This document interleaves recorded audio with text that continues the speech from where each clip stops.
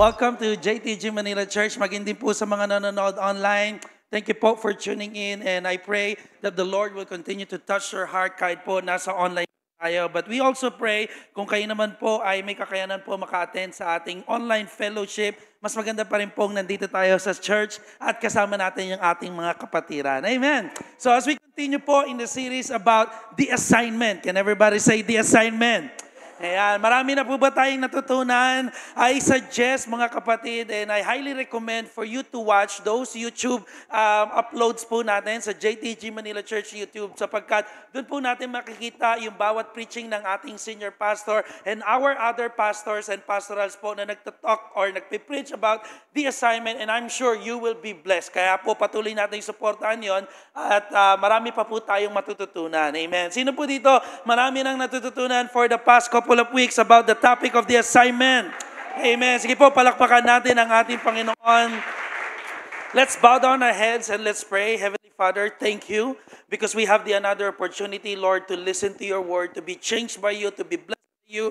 And Lord, we know that you are not done yet. Marami ka pang gagawin, Panginoon, and we expect more and more of you. And as we continue to deep dive, Lord, in the topic of the assignment, help us, Lord, and continue to open up our minds, our hearts, for us to receive your word, that we can apply it in our life until we go to our main purpose, Panginoon, ang pagkatawag mo po sa amin. Help us to finish these assignments na ibinibigay mo po sa amin. Salamat po, Panginoon. Tago mo lamang po ko sa iyong likuran. Ikaw po mangusap sa pangalan ng ating Panginoong Hesus. Amen and amen. Sige po, palakpakan natin ang ating Panginoon. Bago tayo mo po, kamayan mo muna yung katabi mo ulit. Sabihin mo sa kanya, the assignment. Alright? Nagawa mo na ba yung assignment mo? Tayo pong lahat ay makakaupo. Baka mamaya yung iba po ay mangongopya na lang. Sabi mo sa katabi mo, bawal mangopya ng assignment. Alright? Kasi nga, assignment yan. Alright, because ang ganda po ng mga revelation na ibinibigay ng ating daddy, at gusto ko lamang pong balikan yun, that your assignment is not your decision, but your discovery. Totoo naman po, di ba, yung mga ginagawa natin sa buhay, yung mga assignment na ibinibigay sa atin ng Diyos, hindi ikaw yung nagde-decide. Kung halimbawa sa school, hindi ikaw magde-decide na pwede ba ngayong araw, ang assignment na gusto ko ay math. Kasi paborito ko ang math. Right? 1 plus 1 is equals Magellan. Hindi, equals 2. Hindi ba pwede? Ang magde-decide nun is the teacher sa mga nag-aaral. And then, you're about to discover na, wow, yung 1 plus 1 pala is equals to 2. Dati ang akala ko 1 plus 1 is Magellan. But because you did your assignment, kaya po nadidiscover mo na yung mga tanong pala sa buhay natin ay nasa Bible. Kaya ang Bible po, ang Diyos mismo ang nagbigay sa atin ng assignment. Handa na po ba tayo ulit makinig? Amen. Sige, tingin na po muna kayo lahat sa akin sapagkat yung iba medyo busy pa sa kanila. I don't know, pero Word of God na po, kaya makikinig na tayo because I believe tayo lahat ay babaguhin ni Lord. Mga nanonood online, tingin lang po kayo sa akin. Hindi man ako ganong kagwapuhan at kaputian dyan sa TV nyo, sa screen niyo, pero alam ko mangungusap si Lord sa atin. Alright? Ang ganda na sinabi rito, the Creator decides, the creation discovers. Products do not decide, manufacturer decide. You know, marami pong tao, they are just merely existing, but they are not really living. You know why? Because they don't know the purpose and the main reason why they existed in the first place. Because the Creator gets to define the purpose of His creation. Kung gusto mong malaman kung ano ang purpose mo sa buhay, you have to start with God because He is the one who created us. Tingnan mo yung katabi mo, maniniwala ka bang galing ka sa unggoy? Oh, di ba? Kasi sabi nga ng madalas natin narinig, kung totoong galing tayo sa unggoy, bakit yung iba? Parang butiki. Laos na yung kabayo eh. Di ba? Lagi kasi nasabi, ba't yung iba mukhang kabayo ngayon naman? Ba't yung iba parang mukhang tikbalang? Alright. Hindi, kasi tayong lahat ay nilikha ni Lord. Sabi mo sa katabi mo, yung mukha mo, likha yan ni Lord.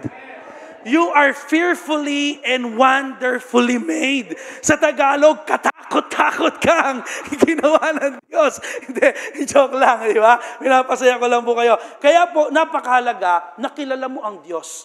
Para hindi ka lumalakad na para bagang bulag ka. Hindi mo alam saan ka papunta. Hindi mo alam what to do with your family, what to do with your job, what to do kung saan ka mag-apply, saan ka mag-aaral. Kailangan po kilala mo at simulan mo sa Diyos. Sapagkat ang Diyos ang lumikha sa atin, therefore, ang Diyos ang makapagbibigay sa iyo ng meaning and purpose. Ano ba ang dapat mong gawin sa buhay? Ganda po nung sinabi ng ating daddy, binabalik-balikan ko lang po before I move on to my topic for this morning. Ang purpose ng buhay ay nakatutok sa mas malawak na kahulugan at kahalagaan ng pag-iral ng isang tao.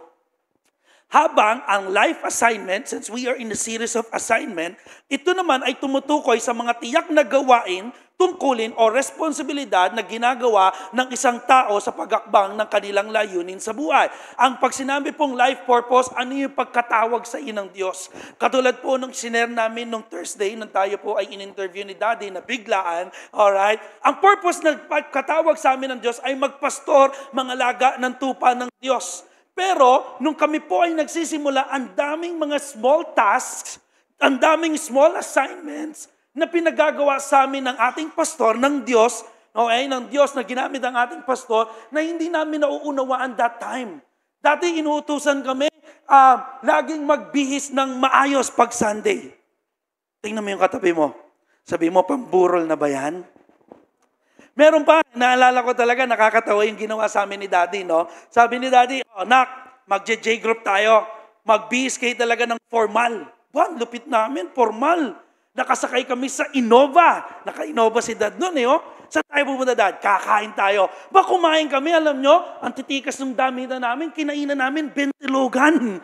Siguro sabi sa amin ng mga nagtitinda, ang angasong forma nito, mga walang pera. Pero pinapractice na pala ni Lord yung assignment na yun kasi nga we have a greater purpose na kung saan kami pagpapalain ng Diyos. And which is true enough, ginawa sa amin ni Lord. Tama? Kaya kahit saan kami kumain, kaya na by the grace of God. Meron pang pinagawa sa amin si Daddy, nung kami po ay nasa Yofros, kaming mga pastoral tatay, mga bata, sabi niya, mangangarap tayo ngayong gabing ito. Sabi niya, magsulat kayo ng mga vision ninyo. Kaya lagi kong ginagawa rin sa J-Group ko yan. Yung mga laging may vision for the year. Para nakikita nyo anong pangyayari because there is power in vision. So, nagsulat kami. So, nire-report namin, ito po, ang vision ko parang siguro po, 5 years from now, may million na ako. 5 years from now, parang may bahay na ako. 5 years from now, pastor na ako. Sabi ni Daddy, ba't yung mga itsura nyo, parang kayo mismo, hindi naniniwala sa vision ninyo? Hindi ba kayo naniniwala kaya kayong pagpalain ni Lord? Sabi namin, hindi, naniniwala po tayo. Yung mga mukha nyo, talunan agad Tingnan mo yung mukha ng katabi mo, talunan Di ba? Nasa church, pero ang simangot Ang lungkot. Sabi ni Daddy, baguhin natin, Kailangan kayo mismo excited. So ito na, ang yayabang namin. Daddy, bibilang kita ng sasakyan. Magkakabahay kami ngayon, maglilingkod kami, magpapastor kami. Kami ay pagpapalain ng Diyos. Siguro, pinagtatawanan rin kami ng cashier doon sa Yopros, sa Banawe. Sabi niya, ang yayabang magsasalita nito, milyon-milyon pinag-usapan. Magkakaroon ng sasakyan. Yung order, isang ice cream lang. 10 kami, isa lang yung umorder, si Daddy pa. Di ba? Kasi ang mahal That time, ang ice cream, parang 250. Sabi ni Adonis, kasi sabay sila ni Pastor Jude. Nung nagtanong si Pastor Jude, the bestseller. Nung sinabi yung presyo, nag-alam Macarena. Wala daw makapasa bulsa pambayad. Pero ngayon, name it. Bibigay ni Lord yan. Nagsimula sa small tasks of assignments na hindi namin nauunawaan bakit namin kailangan gawin. Ayun pala, it will build us for a greater purpose and calling. Amen ba? But question, here's the question. Ito pa pala. Your assignment is to be accepted, not altered. Pag may purpose at binigay sa iyo si Lord na dapat mong gawin, sabihin mo sa katabi mo, gawin mo na. Because again, your assignment is not to be altered. Hindi yan pwedeng baguhin mo. Kasi ang sagot dyan, yun pa rin. Kailangan mo lang ito ay iyong tanggapin. Alright? Hindi mo pwede sabihin sa Diyos, sinabi ng Diyos, magbigay ka. Gusto ko lang, Lord, kumuha. Ayoko magbigay. Hindi pwede. Right? But you know what? Most of the time, our assignment in life, our purpose in life, are so big. Di ba naalala niyo po, tinuro ng ating Daddy, normally po yung maibinibigay sa atin ni Lord at pinagagawa sa atin, Lord, are so bigger than the way we are. Kaya nga po, may tanong ako sa inyong umaga. Has God ever called you something where you felt so inadequate, unqualified, or insecure to do? Naranasan niyo na ba na may pinagawa sa inyo si Lord, pero kayo mismo, parang nag-aalangan ka sa sarili mo? Parang feeling mo, hindi ako qualified kasi hindi ako nakapagtapos. Hindi ako, masyado ako na-insecure kasi parang ang gaganda nila. Tapos ako kailangan ko pang magpa-retouch para lang masabing ito mukha to at hindi ito ulo. Di ba? Di ba? Ang daming bagay na minsan ikaw mismo ang baba ng tingin mo sa sarili mo. Tama ba? Kunyari, masabi sa'yo ni Lord, mag-business ka. Isip mo, God, wala akong pera. Wala akong alam sa negosyo. Mag-apply ka, hindi ako graduate. Maglingkod ka, nako, hindi ako marunong magsalita. Di ba? Ang baba minsan ng self-esteem natin, ang baba lagi ng tingin mo sa sarili mo. Well, in fact, you are created uniquely by God. Na pag ang Diyos ang lumikha sa iyo, kapatid, kaya mo magawa ang lahat ng bagay. Kaya pwede ba, sabi mo sa katabi mo, huwag ka masyadong negatrons. Alam niyo yung negatrons? Di ba? Yung masyado kang negative kasi nga, pag may pinagawa sa iyo, you look at yourself and you look at your life, your experiences, your education, your talents, your abilities, and even your connections and your resources, you come to in conclusion agad na, hindi ko to kaya. Next picture. Di ba? Ito lang ang trabaho ko. Paano ko pagpapalain ng Diyos sa trabaho? Hirap na hirap nga ako magbenta.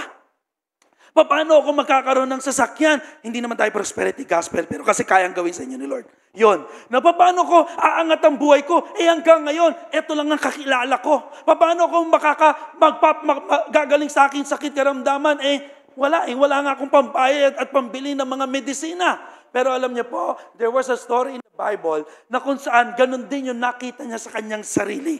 And that is Moses. Sabi mo na katabi mo, si Moses yun. And that's what we're going to talk about this morning. Sapagkat ito rin naman ay diniscuss na rin ng ating daddy. Now, just to give you a context, alam naman po natin si Moses po ay isang Israelita, but that time, the Pharaoh advises or command to kill all the baby Israelites para po hindi kumalat ang kanilang lahi. Until binigyan ni Lord ng wisdom ang nanay ni Moses na si Miriam para ilagay siya sa isang basket at ipinaanod sa ilog para hindi siya mamatay. Pero nakita ngayon ng prinsesa na anak ni Pharaoh, si Moses, at inilagaan siya, lumaki siya na isang Ehipto. Alam niyo, dito ba lang, doon ba lang sa kwento na yon? Kung ikaw ay talagang may pagkatawag kay Lord, kahit ano pang gawin mo sa buhay mo, tinawag ka talaga niya. Kasi si Moses, kahit namuhay siya bilang Ehipto, kahit namuhay siya sa palasyo ng Pharaoh, pero siya hindi niya may tatanggi, ako'y Israelita. At yung calling sa kanya ng Diyos para iligtas ang mga Israel that time ay hindi magagawa. Kaya nga sabi ko po, and sometimes we are like Moses na ang dami rin niyang naging excuse sa buhay. Okay? Nung time po na nakita niya na ang isang Ehipto masyadong inaabuso yung kanyang kapwa Israelites, anong ginawa niya? Pinatay niya at tinago niya sa buhangin. Pero eventually, na-expose yung kanyang ginawa. Dahil sinubukan niya ulit pigilan niya na dalawang Ehipto nag-aaway, sabi nung isa, Marites pala. Di ba? Sabi niya, bakit? Papatayin mo din ba ako katulad ng pinatay mo na kapwa ko Ehipto? So that time, naggulo ang buhay ni Moses. At sa sobrang takot, tumakbo siya, he flee, at for 40 years, nanatirahan na lamang siya doon sa Midian, kung saan ang naging biyanan niya ay si Jethro. At doon po tayo papasok sa kwento because we're gonna talk about the title, No More Excuses. Sabi mo sa katabi mo, no more excuses. Later on, we're going to talk about all the excuses of Moses in his life para lang hindi magawa yung assignment ng Diyos sa kanya for his greater purpose. Because we need to stop making excuses in fulfilling or finishing the assignment that God assigned you to do. Sabi mo sa katabi mo, stop making excuses. Thank you, my son. Pasensya na po, nagbibinata. Malamig pa yung binigay. Hallelujah. Thank you, Baren. Alright, so going back, we have to stop making excuses para daw po ma-fulfill at ma-finish natin yung mga assignment na binibigay sa atin ng Diyos. Balik na tayo sa story ni Moses. So there was a time in Exodus chapter 3, ito po unang nangusap ang Diyos sa kanya. Basahin natin na sabay-sabay. Tulungan niyo po ako sapagat alam niyo naman po yung boses ko. Nauupos. So sabay-sabay tayo magbasa. Nababasa niyo naman po ba? 1, 2, 3, go! Kayo na lang po pala magbasa muna. Go! Sabay-sabay tayo sa verse 2. Ay, naharangan ko no? Sige. Baba muna ako dito ako. Kita ba ng camera? Okay, sabay-sabay tayo Okay. Nakikita niya ba? Okay, 1, 2, 3, go! Basta!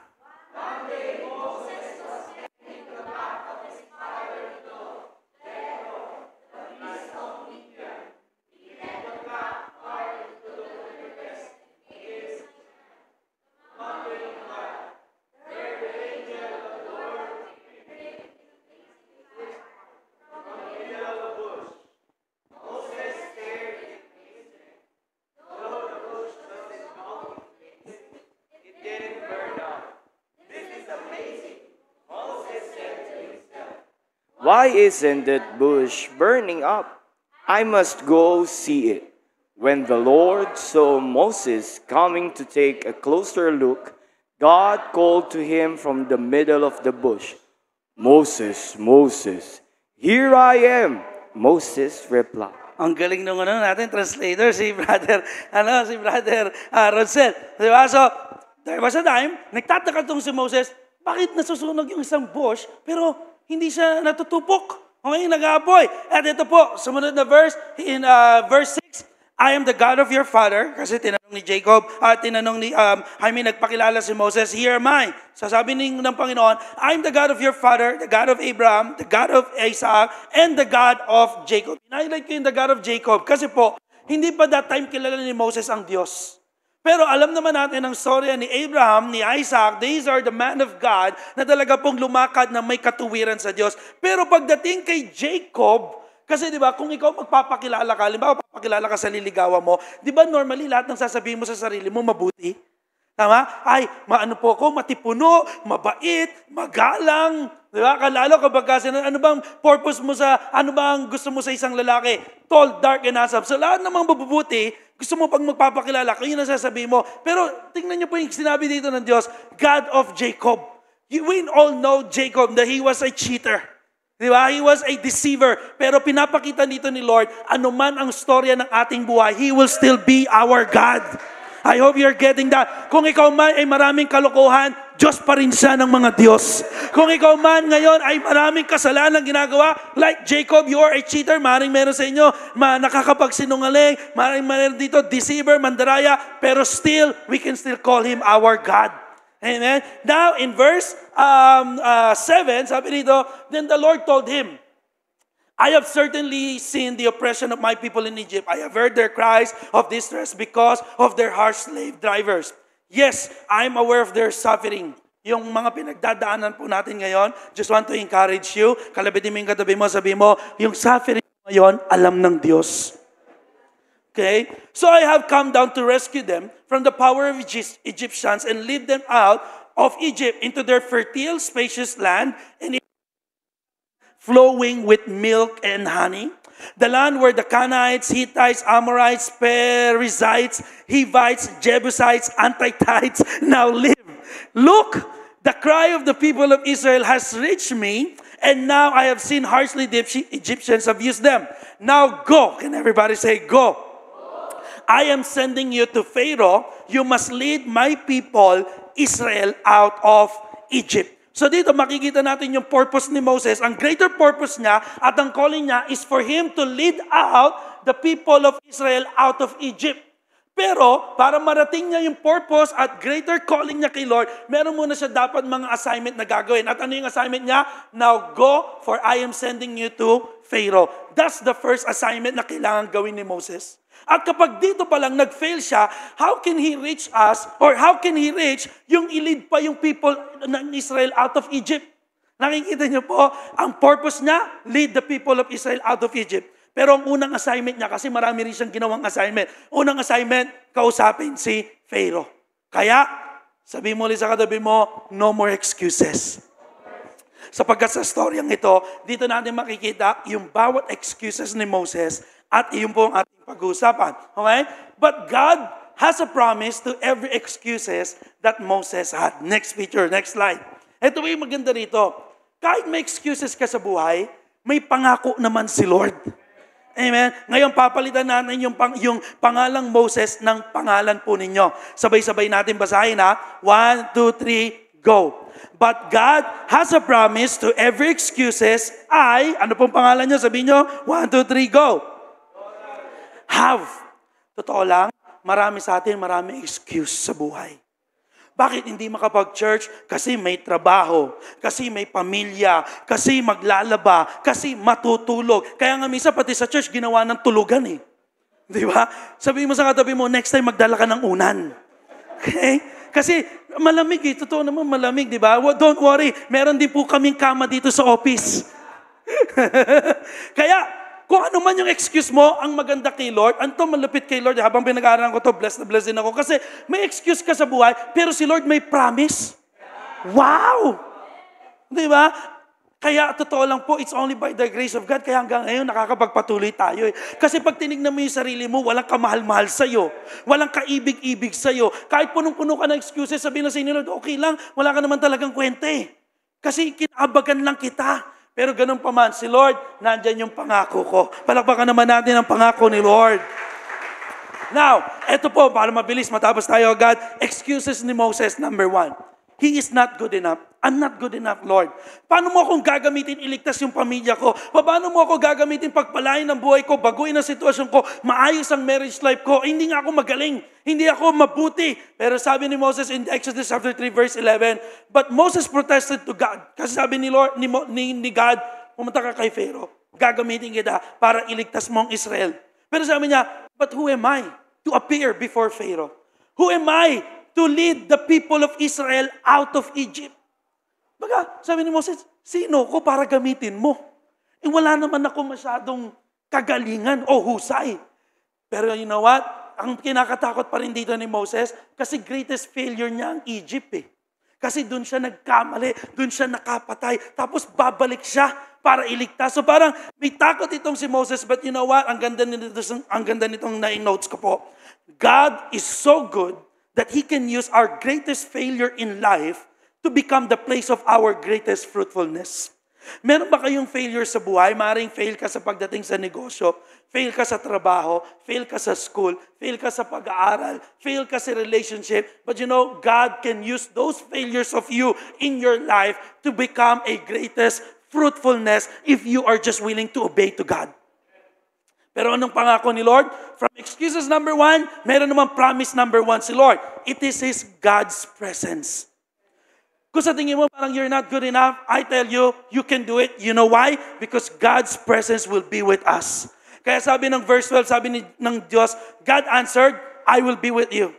And this is your sign that I'm the one who has sent you. When you have brought the people out of Egypt, you will worship God at this very mountain. Kung saan sa Mount Sinai na nangusap ang Diyos, dun din daw ma-experience ng people of Israel na magwo-worship. Because you know what? The truth is, marami sa atin nagkakamali tayo sa buhay at nadidelay yung purpose ng Diyos sa buhay natin kasi nga, tumitingnan ka sa sarili mong ability, sa sarili mong power, sa sarili mong resources, in your own intellect, and in your education na akala mo, kaya mo magtagumpay sa buhay ng kaya mo lang, sa sarili mo lang. Because the truth is, hindi natin kaya pag wala ang Diyos. We only consider what we can do and not what God can do in our life. Marami sa atin, kaya failure ka kasi mayabang tayo. Hindi ko kailangan si Lord. Kaya ko yan. Kaya ko itong solusyonan itong sakit karamdaman na ito. Kaya ko solusyonan itong problema ko sa asawa ko. Kaya ko solusyonan palaguin itong negosyo ko kasi ako to eh. May connection ako eh. Pero you know what? Kailanman, ang taong laging sinasamahan ng Diyos ay hindi mapapahiya. Kaya kapatid, instead of you making excuses na wala kang magagawa, ang totoo po, may magagawa ka basta't kasama mo ang Diyos. Palakpakan naman natin ang ating Panginoon. Because His presence can give us both power sa ating pananalita at sa ating aksyon. He makes possible signs and miracles. Yung mga bagay na imposible, pagkasama mo si Lord, nagiging posible. Imposibleng pagpalain ka ng Diyos. Imposibleng mabago ang buhay mo. Pero dahil kasama mo ang Diyos, magiging posible. Amen? Excuse number 2, sabi ni Moses, I don't know enough. Ito mga karaming excuse ng mga taong ayaw umasenso sa buhay at nananatili na lang doon sa parang laging salat sa kahirapan. Ito mga excuse nila, wala ko kasi masyadong alam eh. Hindi ako makapag-apply ng trabaho kasi hindi ako nakapagtapos, hindi ako marunong mag-English, hindi ako makapaglingkod kay Lord kasi hindi ako marunong kumanta, hindi ako marunong magsalita sa tao, ano ko, shy type. Tingnan niyo sabi ni Moses, but Moses protested again, excuse na naman. If I go to the people of Israel and tell them, the God of your ancestors has sent me to you, they will ask me, what is his name? Then what should I tell them? So dito nagreklamo si Moses, sabi niya, ang excuse niya, wala akong masyadong alam. Hindi kita kilala. Anong sasabihin ko pagka tinanong ka naman nila? And you know what? The truth is, minsan, inaalaw ni Lord na hindi mo kailangan malaman ang lahat. Kasi kung alam mo na ang lahat, mananampalataya ka pa kaya? Kung lagi kang malakas, magpe-pray ka pa kaya ng kalakasan kay Lord? Kung lagi kang mayaman, magpe-pray ka pa rin kaya na ikay pagpalain ng Diyos? Kaya sometimes, alam niyo po, maybe some of you, tinatawag ka ni Lord, mag-start ka na ng J-group. Mag-start ka na ng Bible study. O kaya mag-start ka na mag-join ng ministry. Pero somehow, iniisip mo agad, hindi ko kaya. Kasi wala akong masyadong alam. Minsan baka sinasabi sa inyo ni Lord, it's time for you magpatawad. Hindi ko alam pa paano magpatawad eh. It's time for you mag-start ng panibagong negosyo. Hindi ko alam pa paano magsisimula. Ang dami natin expect. You know what? Here's the promise of God to you and for me. The promise number 2 is God's preparation. Sabi ng verse 14, God replied to Moses, I am who I am. Say this to the people of Israel, I am has sent me to you. Ibig sabihin, sa tingin mo ba, hindi alam ng Diyos ang kanyang ginagawa para ipagawa sa iyo ang maliit na assignment? Ang totoo po, God doesn't want us to be concerned of how much we know. He just wants us to be obedient to do what He assigned us to do and trust Him to prepare us along the way. And you know what? Here's the hard truth. Masensya na po kayo, ini-English ko kasi yung mga notes ko eh.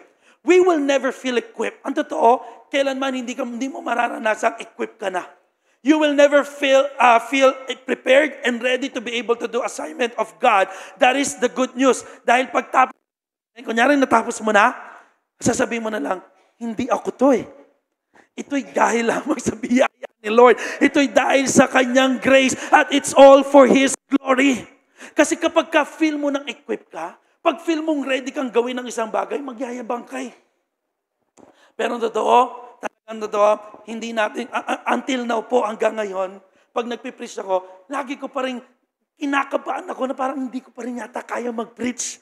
Pero sa totoo lang po, for 10 years, 11 years na po yata, madalas na po akong ginagamit ni Lord. Pero until now, lagi ko pa rin naisip, hindi ko kaya ito eh. Hinahayaan ko na lang na, Lord, use me as your mouthpiece. Ikaw po ang kailangan ko. Hindi ko kaya to, pero kaya mo. Para sa gayon, ano man ang maging resulta, itataas mo ang kamay mo at Lord, it's only by your grace at salamat po at sa iyo ang lahat ng papuri. Kasi pag alam mo na ang lahat ng bagay, magyayabang ka na agad. Pangatlong excuse ni Moses, yung tinatawag na what if syndrome. At marami sa atin, ganito ka rin. Puro ka what if, but, what but? Ano ba yun? Alright. So sabi ng Bible in Exodus chapter 4 verse 1, but Moses protested again. Ang kulit talaga ni Moses. Simpleng assignment, humarap kay Pharaoh, ang dami ng excuse. Parang tayo minsan, simpleng assignment, magbigay ng ikaputhandog, ang daming excuse. Diba? Sabi niya dito, what if they don't believe me or listen to me? What if they say, the Lord never appeared to you? Ang daming what if ni Moses. Di ba parang ganito tayo? Pag may pinasisimulan sa si Lord na negosyo, what if malugi? Kapag may binibigay na sa si Lord na tamang relationship, what if saktan niya ako ulit? Pagka may pinaihiwalay sa iyo si Lord na maling relationship, what if hindi na ako makakita ng para sa akin? Ang dami nating what if. Pag may passion ka na ipinapagawa sa ni Lord, yung passion at dreams mo, what if hindi matuloy? What if walang mag-like ng isi-share kong Word of God? What if walang bumili ng produktong gusto kong ibenta? Ang dami nating what if.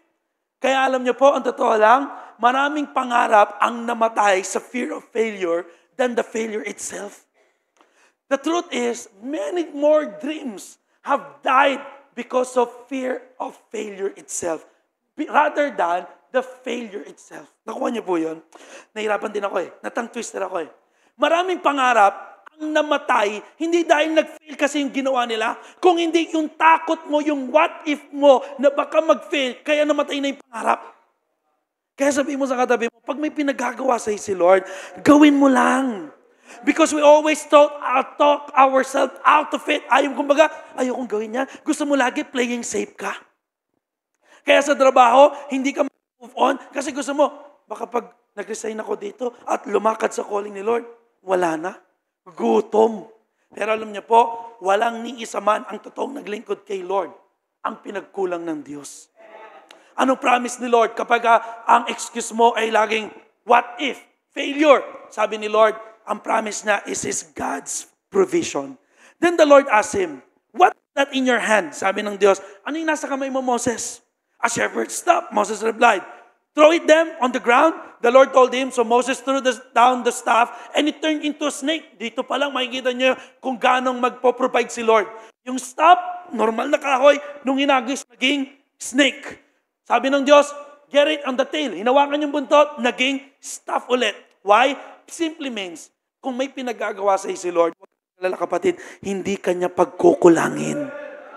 Ang kailangan mo lang, just step out of your comfort zone and walk by faith. Do the little things and trust God to do the bigger things. Ano yung mga bagay na pinagagawa sa iyo ngayon ni Lord?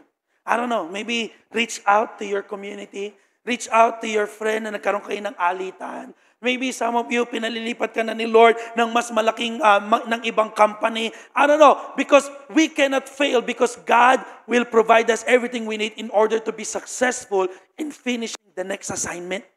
Grabe si Lord, no? Pag may pinagawa si Lord, hindi mo pa rin ikaw lang ang gagawa Bibigyan ka pa rin niya ng mga provision.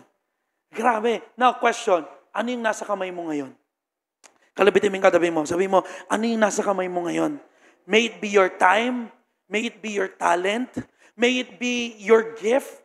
May it be your money, your possession, your resources, your knowledge, your wisdom. Whatever it is in your hand, kapag hiningi ni Lord, ibigay mo. At sapagkat doon, gagawa si Lord ng miracle na you've never seen before. Palakpakan naman natin si Lord. Because sometimes, hindi ka maka-experience ng miracle at pagkilos ni Lord kasi ikaw mismo duda. Ayaw mong ibigay sa Diyos yung hinihingi niya. Because the truth is, sabi ng Joshua chapter 21 verse 45, not one of all the Lord's good promises to Israel failed. Every one of them was fulfilled. Lahat ng pangako ni Lord, sa tingin mo imposible, pero sa Diyos, walang imposible. At tiyak mangyayari, panghawakan mo lang. Kung pinanghawakan mo, ikay pagpapalain ni Lord. Sino dito, pinanghawakan mo na, Lord, pagpapalain mo kami ng pamilya ko. He will do it. Just keep holding on. Sino dito nananampalataya, pagagalingin ka ni Lord sa sakit karamdaman o yung pamilya mo? Panghawakan mo. Kasi, ganito kasi thinking No? May mga tao na naniniwala, okay Lord, pinagaling mo na ako. Pero yung actis ng buhay, yung akto ng buhay, yung arte, parang hindi pa rin siya pinagaling. Lord, gagamitin mo ko. Pero yung arte sa buhay, yung paano ginagawa by step ng kanyang buhay, parang hindi talaga siya ginagamit pa rin ni Lord. Kailangan mabago yung isipan. If God said it, He will do it. That's it. Pag sinabi ng Diyos, gagawin niya yun. Regardless kung ano pang suggestion mo sa buhay. Ano pang negative thinking mo? Ano pang thoughts mo? Pag sinabi ng Diyos, if God said it, He will do it. Amen? Excuse number 4. At ito, marami sa atin, ito rin ang excuse. Lord, mahina ako. I have weakness. No, ano kahinaan ni Moses? Si Moses po kasi ay isang bulol. Kaya sabi ni Moses, but Moses pleaded with the Lord, oh Lord, I'm not very good with words. Diba? I have never been and I am not now. Even though you have spoken to me, I got tongue twice. Naranasan nyo na yun? Nagsasalita ka parang yung dila mo. Ako ngayon, nararanasan ko pag nag-i-English ako.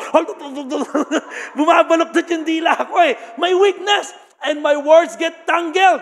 So si Moses, sabi niya, may weakness ako, Lord. Paano mo ko gagamitin? Mahina ako. Hanggang ngayon, Lord, nahuhulog ako sa kasalanan. Hanggang ngayon, Lord, addict pa rin ako sa sigarilyo, sa ala, sa pagmamarites. Hanggang ngayon, Lord, mahina pa rin ako. Hanggang ngayon, duda pa rin ako. Hanggang ngayon, nandadaya pa rin ako. We all have weaknesses. Sabi mo sa katabi mo, alam ng Diyos ang kahinaan mo. And yet, here's the promises of God to us. Kahit mahina ka, sabi ng Diyos, then the Lord asked Moses, Moses, who makes a person's mouth?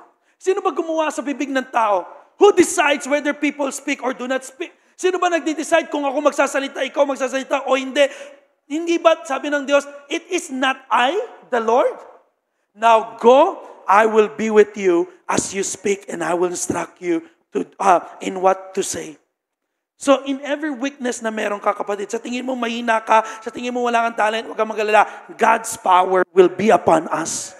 Kasi sabi ni Lord, kasasamahan kita and I will instruct you what to say. Bigla ko naalala si Pablo. Alam niyo po si Pablo, even if na sinabi na siya ay great apostle, marami nagsasabi siya ay pinaka-great apostle of all, pero sabi ni Pablo, ako man may sariling weakness. Kaya sabi na niya in 2 Corinthians chapter 12 verse 9, each time he said na sinasabi ni Pablo yung kahinaan niya, my grace is all you need. My power works best in weakness. Wow! Whenever you're weak, dyan mo makikita yung greatest power of God's goodness and faithfulness. Para ano? Hindi ka magyabang. Kaya mas gusto ni Lord, wala kang may pagmamalaki. Mas gusto ni Lord, mahina ka. Kasi dun makikita yung kapangyarihan ni Lord. My power works best in our weakness. His power. So now I am glad to boast about my weaknesses. So that the power of Christ can work through me. Grabe naman si Lord. Gusto talaga ni Lord minsan maranasan mong manghina ka kasi doon mo makikita yung kapangyarihan niyang kumikilos sa iyo.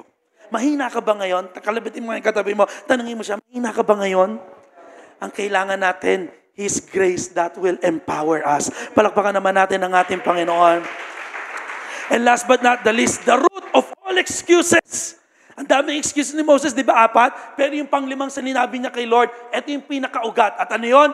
Simple lang, ayaw niya. Very disobedient. I don't want it. Kaya sabi ng Moses in verse 13, but Moses again pleaded, Lord, just please send anyone else.